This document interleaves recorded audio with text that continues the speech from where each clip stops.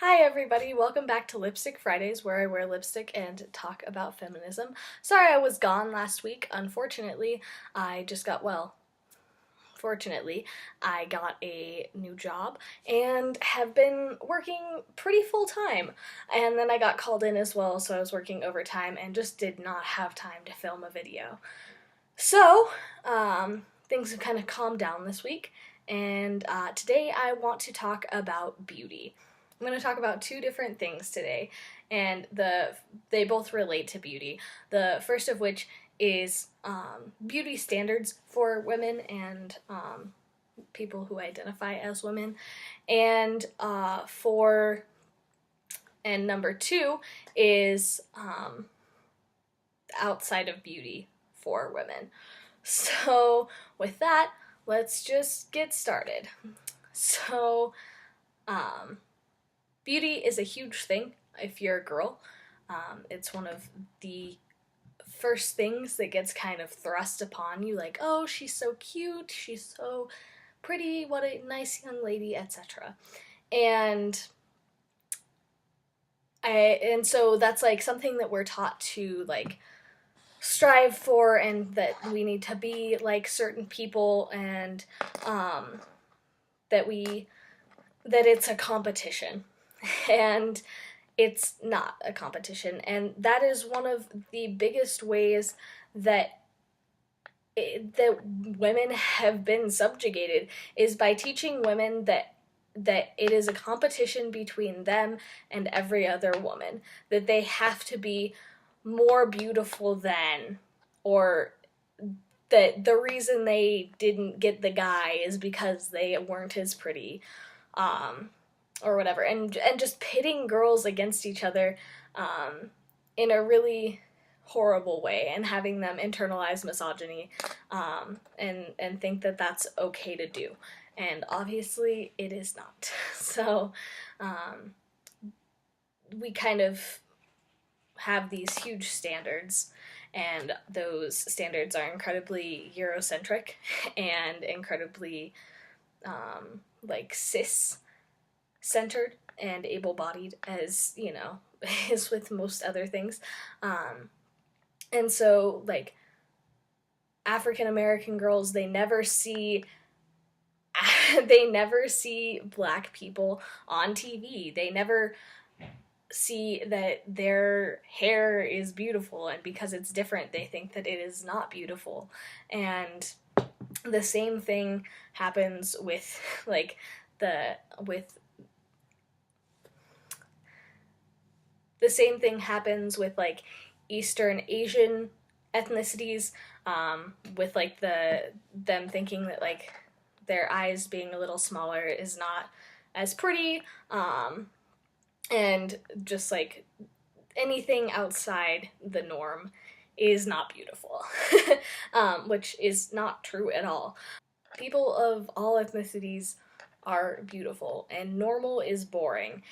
And regardless of your skin tone or your hair or your eyes or anything else that sets you apart from what the norm is for beauty, is wonderful.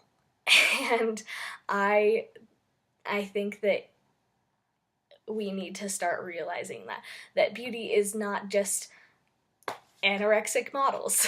And that's another huge thing that comes from the beauty standards that are imposed upon women, are these eating disorders, and then they are shrugged off and treated like they're nothing, and when they are really a huge deal, and are legitimate disorders, and are an unhealthy relationship between that person and food. It doesn't mean necessarily starving yourself. It doesn't mean you're necessarily throwing up all the time.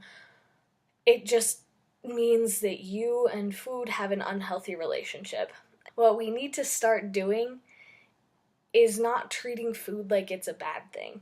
Food is wonderful and delicious, and you need it to make your body run.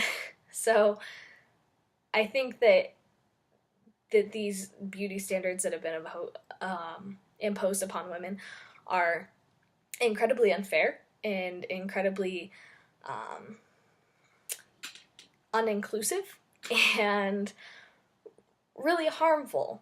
And so we need to start looking at beauty as something that everyone possesses, and not putting people down because they look overweight or are, not able bodied or are trans or anything else that puts them outside the norm. We need to stop treating like it's a bad thing, and we need to start seeing it as beautiful. Now, how this kind of translates into women and outside beauty. The thing is that not only are women held to these incredibly high standards of beauty, but they're expected to only just be beautiful. When I was in elementary school or middle school, I was told that there was an age limit for certain jobs because people don't want to look at old women. So you couldn't be a TV anchor past like 35. And that is probably very true in that industry. And yet we still have really old dudes who are running the show. And so clearly there's not an age limit for guys because guys don't have to be pretty. We need to stop thinking that being beautiful is the only thing that a woman can be, that that's the only thing that a woman can offer, because it's not.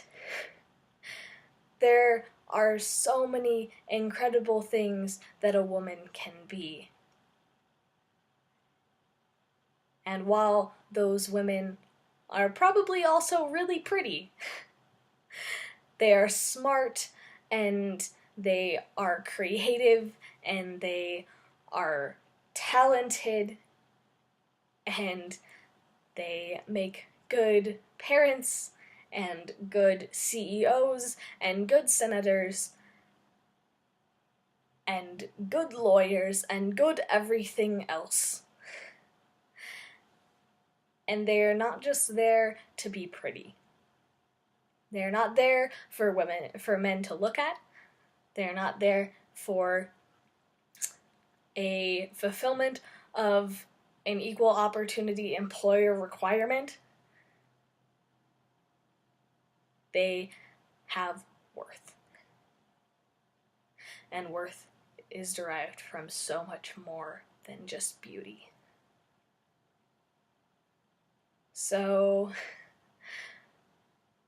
where does that put us? First of all, stop putting women down, especially if you're a woman. We've got to stick together. And secondly, don't hold yourself to the beauty standards of the magazines and of society, because you are incredible. And regardless of whether you fit the mold of pretty or not, I am pretty damn sure that you are beautiful.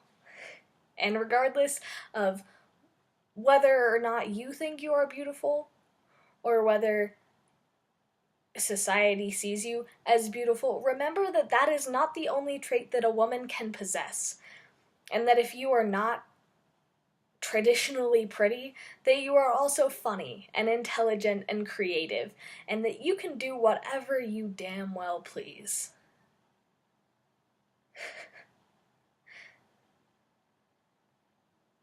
And I think if I was younger, if I was in high school or middle school, I think that's what I would have needed to hear.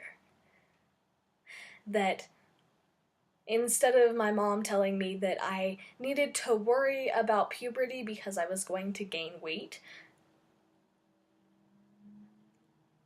I wish she would have told me that I was pretty, but that I was also so much more. That me gaining a little weight wouldn't have mattered to her. That me wearing tank tops and being a relatively large-breasted woman does not make me a slut.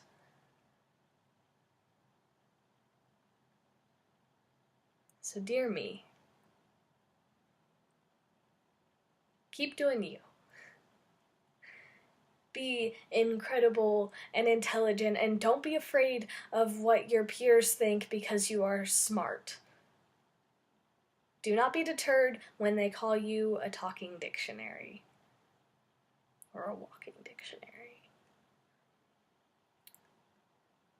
Don't be deterred from being yourself or standing up for what you believe in, because you will have spent so many years doing exactly that and biting your tongue and not being sure why these things that people are saying to you feel so wrong. Because they are so wrong. But not being able to tell why they are wrong because society has told you that this is the way that things are supposed to be. So dear me, you are important. And you are beautiful. And you are so much more than what society tells you you need to be.